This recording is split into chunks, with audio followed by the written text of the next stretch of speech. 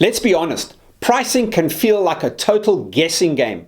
If you're too high, you scare people away. If you're too low, you work like crazy and still don't make enough money. But the good news is, there's a way to take the guesswork out of it. Today, I'm going to walk you through 8 simple and practical steps to get your pricing right in a way that actually works. Hi, I'm John. I'm a business coach and your unofficial translator of business speak into real life action. For the last 30 years, I've managed, started, bought, sold, and coached businesses. I've started 3 businesses, successfully sold all of them, and achieved a top 10 place in South Africa's top 100 fastest growing companies. But success comes at a cost. I've lost over a week of my life because I've been hospitalized twice for exhaustion and nearly bankrupted on a failed business venture. So while I've enjoyed successes, I've experienced the very real pain of business ownership. Today, as a business coach, I work with business owners who want to build a great business and a life that they dream about. Right, let's get into how to price your product or service. The first step is to know your costs. Yes, all of them. Before you set any price, you've got to be crystal clear on what it actually costs you to deliver what you sell. And I don't just mean the obvious stuff like ingredients for a cake or the hours you spend consulting. I mean everything that goes into delivering that product or service. So what does that include? Well, yes, it definitely includes your time. Even if you don't pay yourself yet, your time has value. It includes staff costs, equipment, tools, packaging costs, marketing spend, rent, internet, electricity, delivery fees, platforms that you're on, apps that you use, all the things that keep your business running. Here's an example for you. Let's say you're a personal trainer. You can't just charge 300 Rand per session because someone else does. You've got to factor in your travel time, your training time, your prep work time, and all your admin. If you spend 2 hours total per client for a 1 hour session, then your 300 Rand isn't really 300 Rand anymore. It's 150 Rand per hour, and that's before expenses. So this first step is to figure out all your costs, every single one of them. Now that you've worked out all your costs, the next thing to work on is understanding what the market is willing to pay. Yep, it's time to look at the outside world. You've got to go out and find out what other people are charging for similar products or similar services to yours. What price point do people expect to pay in your space? Are you positioning yourself as a premium, affordable, or somewhere in the middle option? This isn't about copying others blindly. It's about understanding what your customers are already used to seeing and what they're comfortable paying. Here's a tip for you. Do the research, but don't kill yourself doing the research. Just start to get a very real understanding of what's out there. You can use things like Google, Facebook, even WhatsApp groups in your industry to see what people charge and what others are willing to pay. When you've figured out what the market is willing to pay, the next step for you to do is to know the value that you're really offering. Here's where most people go wrong. Don't base your price purely on the costs or what you yourself are willing to pay for it. Because people don't just pay for the thing itself, they pay for the value they get from it. By value, I mean the answers to these questions. What result does your customer actually get? What problem do you solve for them? And how much is that worth to them? Here's an example for you. If you help business owners save 10 hours a week with a system that you sell for 1,000, that's incredible value, because if their time is worth 300 Rand per hour, you've just given them an extra 3,000 Rand a week or 12,000 Rand a month in saved time value. Not bad for a 1,000 Rand product. Here's the thing. People don't buy features. They buy value.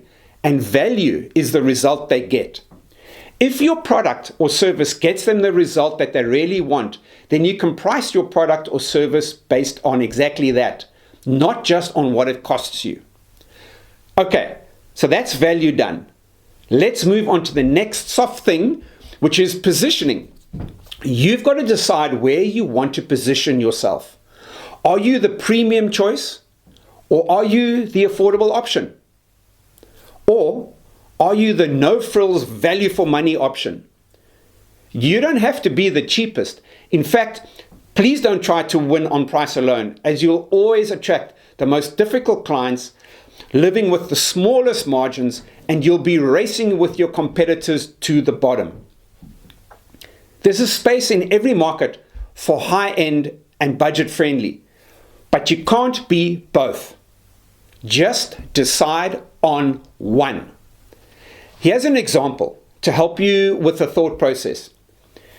If you run a boutique design studio and you deliver a high-touch, high-end service, then your pricing should reflect that and be completely unapologetic about it. On the other hand, if you run a simple, fast turnaround, no-fuss service, you might win by being more affordable option. Just pick one lane and stick with it and be the best in it.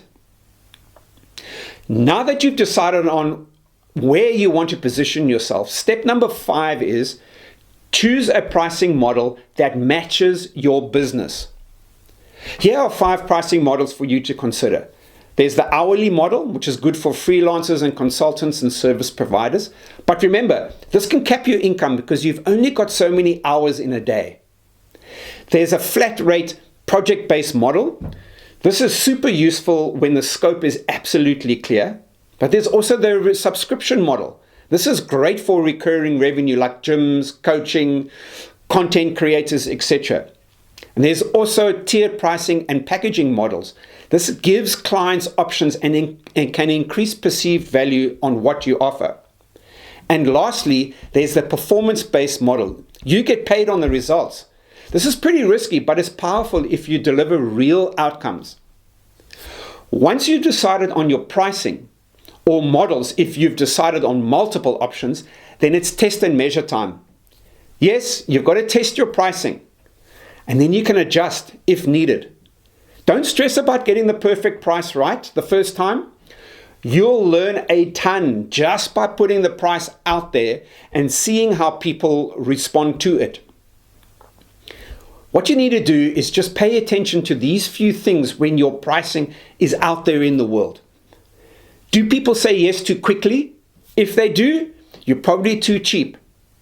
Do they hesitate and ask for discounts? Well, then your price might be too high, or they might not be clear on the value they're getting. Are you attracting the right kind of client? Once you start getting feedback, you can start refining your pricing. So 2 points to remember here. 1, it's your pricing, you made it up, you decided what it'll be, so you're allowed to change your pricing as often as you like. Nothing is set in stone. Number 2, the person with the biggest resistance to price is you. So don't let your thoughts about whether or not you would pay the price you've set determine the price you've set. Excuse me. Right, moving on from these 2 points, which might be the most important next 2 points in this process. Step number 7 is to make sure that you're profitable. I know this sounds very obvious, but lots of business owners price themselves into a loss without realizing it. You've got to run the numbers. After all your costs, do you have a healthy margin? Are you profitable? Is there enough left over to grow the business, to invest, or to pay yourself properly?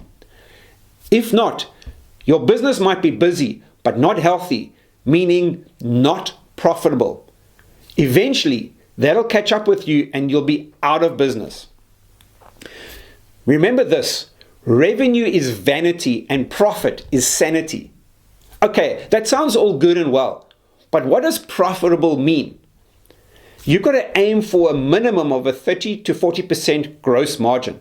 Depending on your industry, a higher margin is often more achievable. For example, a company selling software might have a high gross margin because of the cost of delivering the software is relatively low compared to their revenue. However, a restaurant, for example, will have a lower gross margin due to the high costs associated with purchasing in food and beverage. Let me explain gross margin quickly, as I get asked about this a lot. Gross margin is the profit you make from the sales after deducting all the direct costs of producing the product or services, before accounting for other expenses like operating costs and taxes. In other words, the 30 to 40% gross margin aim in this example is the percentage of money you keep from each sale after covering the direct costs of making and selling your product. Here's a quick example of how gross margin is calculated. Let's start with gross profit. Gross profit is total revenue minus the total cost of goods that were sold. To work out gross margin percentage, take the gross profit number you've just worked out and divide it by the total revenue. Then push percentage on your calculator. For example, let's say a business does 100,000 Rand revenue per month and 60,000 are associated to costs of the goods that were sold. This then equals 40,000 Rand gross profit. 40,000 Rand gross profit divided by 100,000 Rand total revenue, push percentage, is 40%. So your gross margin in this example is 40%. This is what you aim for, a gross profit margin of 30 to 40%. This 30 to 40% is used to pay for other things in your business like electricity, petrol, etc. Right. Lastly, step 8, trust your gut, but back it up with logic. Look, at the end of the day, you need to feel good about what you charge. If you're not confident in your price, it'll show. People can feel it, and it makes them doubt you. But don't just go with your gut. Back your price up with real thinking, real numbers, and a clear understanding of the value you bring. When your gut and logic line up, that's when your pricing starts to feel solid and you feel more confident. All right, let's recap the 8 steps to pricing your product or service. Number 1 was know your costs. Yes, all of them. Number 2 was understanding what the market is willing to pay. Number 3, know the value you're really offering. What result is your customer really getting from you? Next was number 4, decide where you want to position yourself. Are you premium? Are you affordable? Number 5 was choose a pricing model that matches your business. Is it hourly? Is it by project? Is it by subscription? Number 6 is test your pricing and then adjust if needed. Then make sure that your pricing keeps you profitable. And number 8 was trust your gut, but back it with logic. Here are some last thoughts for you. Pricing isn't a one-size-fits-all thing, but also it doesn't have to be a complete mystery. If you take the time to understand your costs, your market, your value, your goals, you can set prices that make sense, make profit, and attract the right customers.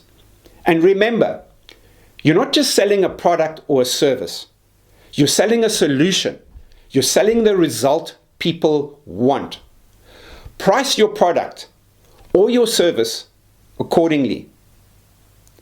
If this video has helped you, share it with somebody you know who needs it.